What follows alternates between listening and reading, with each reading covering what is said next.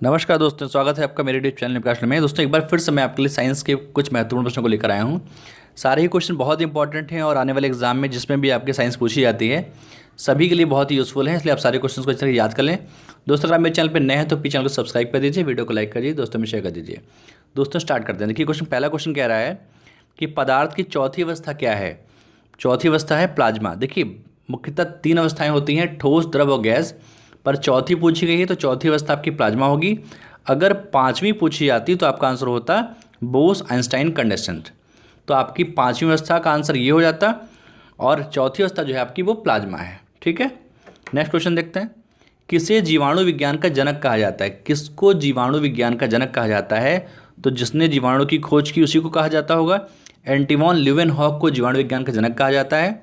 Other option को discuss करें तो टीबी बैक्टीरिया की खोज जो थी वो रॉबर्ट कोच ने की थी।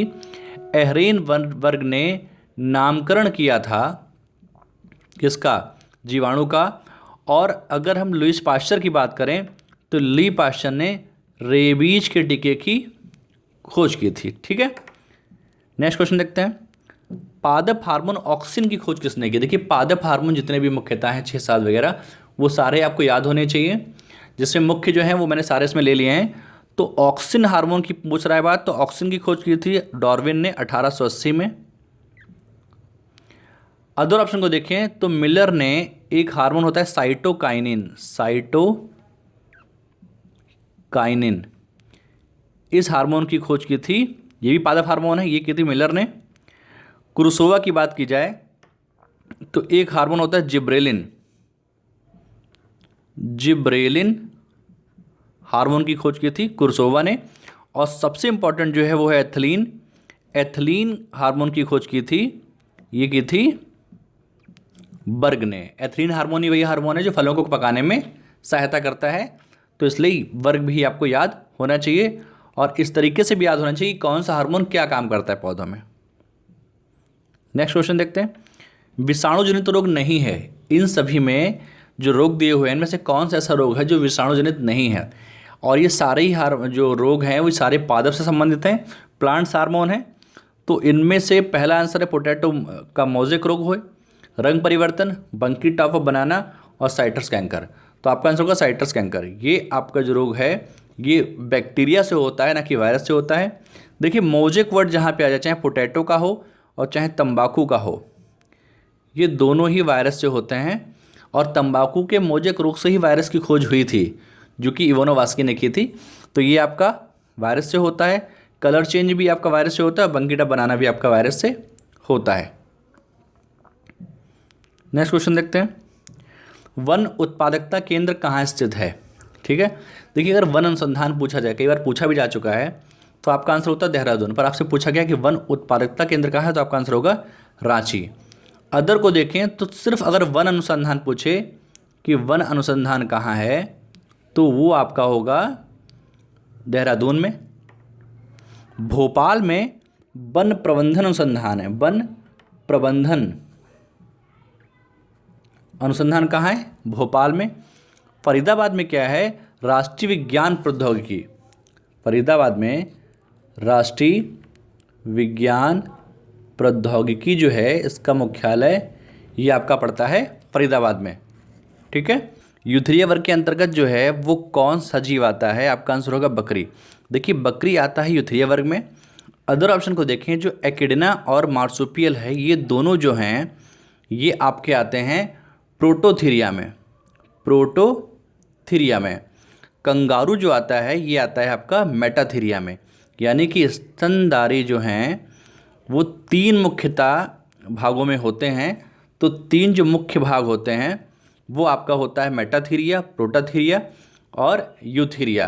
तो यूथीरिया वर्ग के अंतर्गत जितने भी जीव आते हैं वो सभी पूर्ण विकसित जीवों को, बच्चों को जन्म देते हैं, जबकि कंगारू जो है वो अल्प विकसित को देता है और एकिडना जो है वो अंडे देने वाला स्तनी है। ठीक है, एक तरीके से और प्रश्न पूछा जा सकता है कि ऐसा कौन सा स्तनी है जो अंडे देता है, तो आपका आंसर हो जाएगा एकिडना।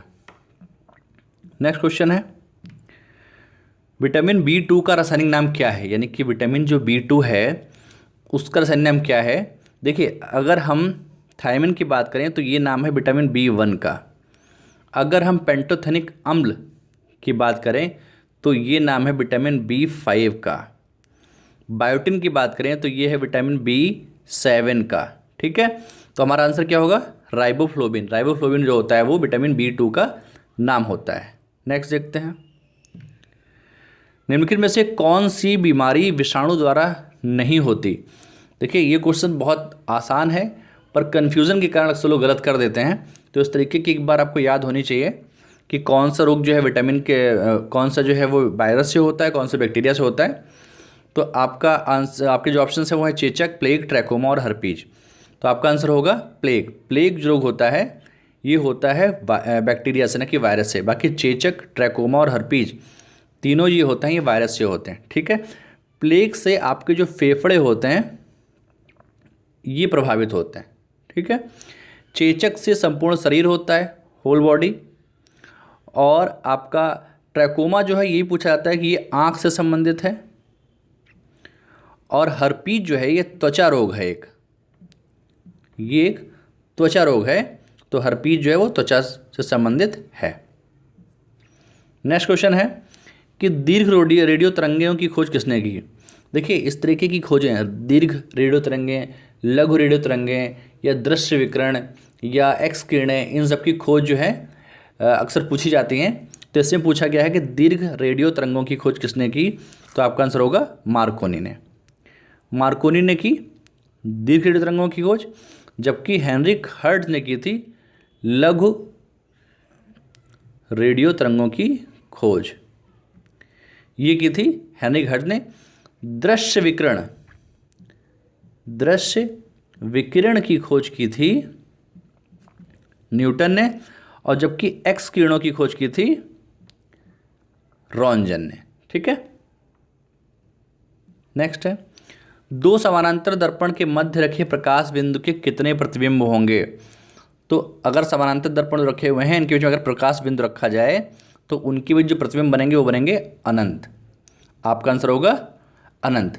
और भी कंडीशंस होती हैं पर उसमें आपके कोण बताया जाएगा कि कौन सा कोण होगा, तो उसके हिसाब से अगर निकाला जाएगा। तो दोस्तों सारे ही क्वेश्चन जो मैंने इसमें लिए हैं अच्छे भी हैं, इंपॉर्टेंट भी हैं, आपकी परीक्षा में आ सकते हैं। इसलिए सारे ही क्वेश्चन आप अच्छी तरीके से याद कर लें। दोस्तों अगर आपको वीडियो अच्छा लगा तो प्लीज़ चैनल को सब्सक्राइब कर दीजिए, वीडियो को लाइक कर दीजिए, दोस्तों में शेयर कर दीजिए। वीडियो देखने के लिए धन्यवाद।